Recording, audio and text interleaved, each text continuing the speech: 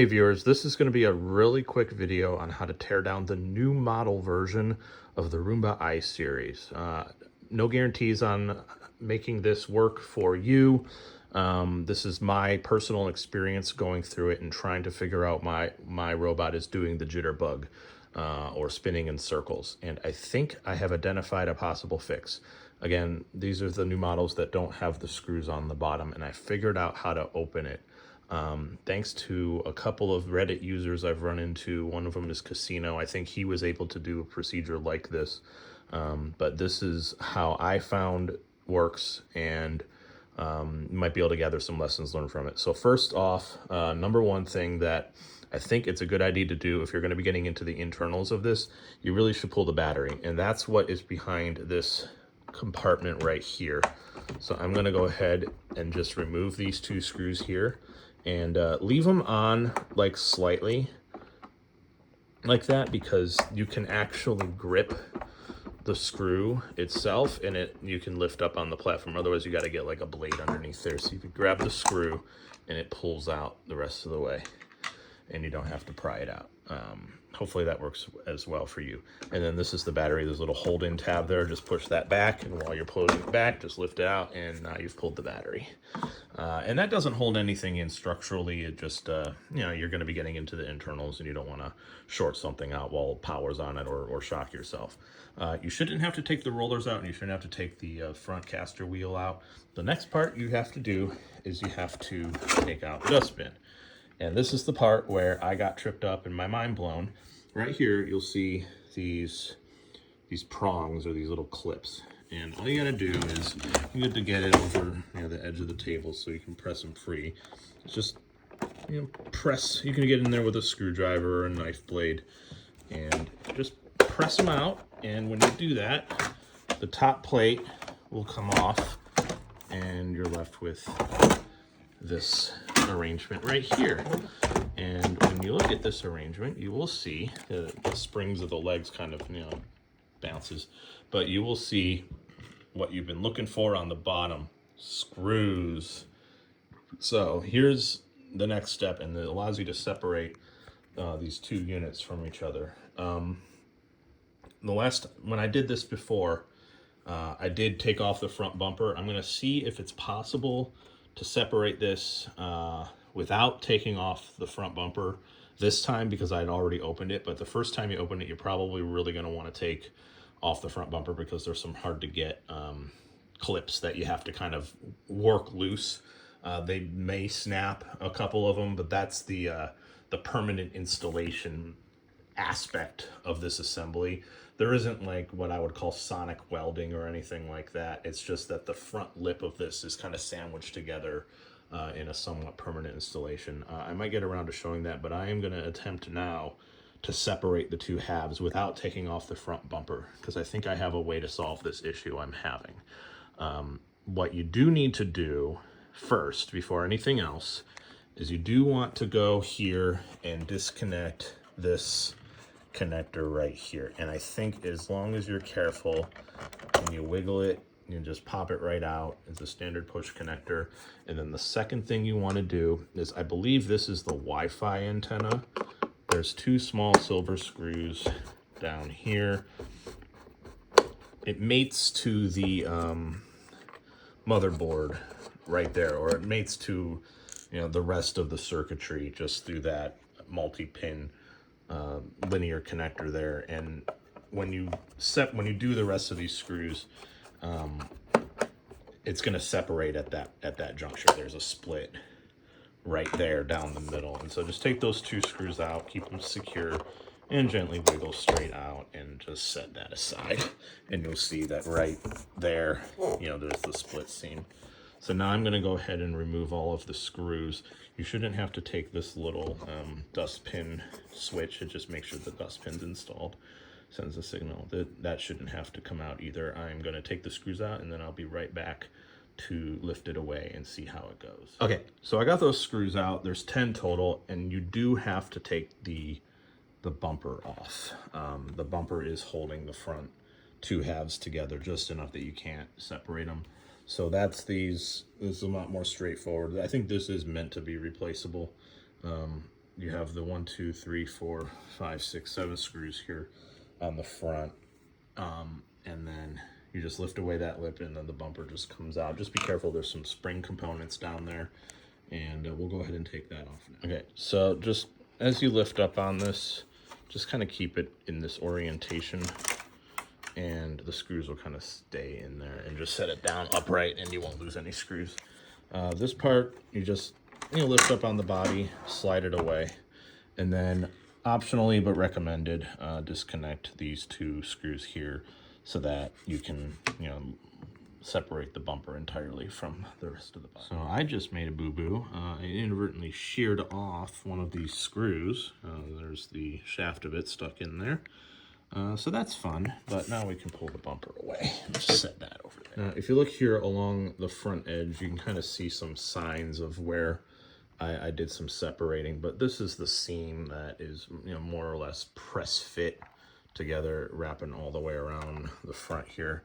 And you kind of just want to get in into these little sections here, these little slots, and just start prying away at it. Just kind of separate it, work itself loose, and it'll eventually pry itself in half. So to be specific, the separation point you want to look for is actually right here. This is where the split line will happen. Kind of trying to do this all solo, so excuse the camera angles. But that's where you want the separation to occur, and as you can see, it's coming nice and undone here. I should be able to lift basically straight up on it like that, and there you go. So there we have access to the underside, the top underside of the wheel modules. These suspect wheel modules. You have the main drive motor for the brushes right there. I believe there's some other componentry in here that is of interest. This is the motor that drives the side brush. Of course, this is the light. This is the spot clean button and the home button in whatever order is correct there. And then you have the wheel motors and their electrical harnessing situation onto some circuitry on the side there. Sorry for the zoom or for the focus. So the other thing that you have on this top half here, for those of you that do 3D printing, you might recognize this device. This is a cutoff switch, or it's a status indicator essentially that says that something is in a certain position. And the way these work is when you have the robot assembled and you press down on the wheels, the suspension, you'll hear a click like right away. And that is essentially the wheel going to retracted. And so these are, what they're doing is they're pressed in when the wheel is, see there's the click. They're pressed in when the wheel is fully extended. And so it's giving a positive indication that the robot's off the ground. And that's basically how it knows to either set an error or say that it's picked up off the ground and shouldn't send power to the wheels. I'm an engineer, so I like this, like logicals. So I thought this was where the issue was happening. There was a ton of dust. You can still, I cleaned this up pretty well. There was a ton of dust up here, and my theory was that the there was dust or some other thing getting into the contact here and causing an intermittent indication that this was being pressed even though it wasn't, and that's what was causing the cutoffs. It ended up not being the case. What seems to be the issue, what seems to be the problem, is that there is something in the module, or when it's fully bottomed out, like when it's right there pressing up against the bottom, that's indicating it's like too far up, or it's going past its zero position, like it's wrapping around to indicate that the wheel is at 359 degrees, if you get what I'm saying. If you've worked in sensors before, you should be nodding like crazy right now, because this is probably what's going on. Is you're getting an a number that shouldn't be physically possible, and it sends a signal to the drive system that says, wait, give me a second and figure out what's going on. And the reason I'm confident of that is because when I lift up on the wheel while it's doing its little jitterbug dance, it instantly starts trying to do the right thing and go in the right direction. And but you can't just like leave it suspended there. So my idea, and I'm going to do it to both wheels because I suspect that there's a tolerance issue with the position of the suspension in here. Either that or there's some kind of a short out happening when it's fully contacted, like some down in the wire there, it's something's shorting out. Maybe on this side it would be, because there's a little bit, the wires in there kind of get bent up a little bit. It could be that. It could be that something's shorting out. But what I'm going to try to do is right here, you get enough access in there that you can put some sort of a spacer or some sort of a piece of cardboard, something really simple and stupid, with some tape, and just stick it in there so that it doesn't fully bottom out on the wheel when it's fully pressed in. And yeah, when you do that, you're gonna lose a little bit of. I anticipate losing a little bit of suction performance on the vacuum, but it really shouldn't be much, as long as it's like you're not putting in like a ½ inch in there and it's gonna not bottom out. But I think that might solve the problem, so I'm gonna give that a try. Again, everyone's mileage may vary.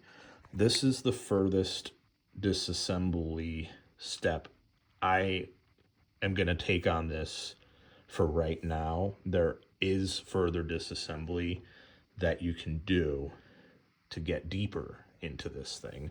You have a screw here that I think would just kind of remove this. This is like a lighting indication system for the this is the circular ring.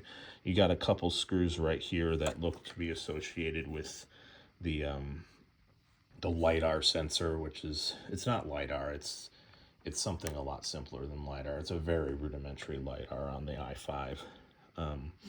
So that's what that is. And then you got a screw here, you got a screw here, you got a screw here, and you got some hardware here for securing things. You got these arm bars here that act as sway bars for the brush module. You can see how the brush module interacts there. Of course, you got the springs that keep the wheels extended when they're not touching the ground, and all sorts of little fun stuff. So that's all I'm going to show for now. If I make any more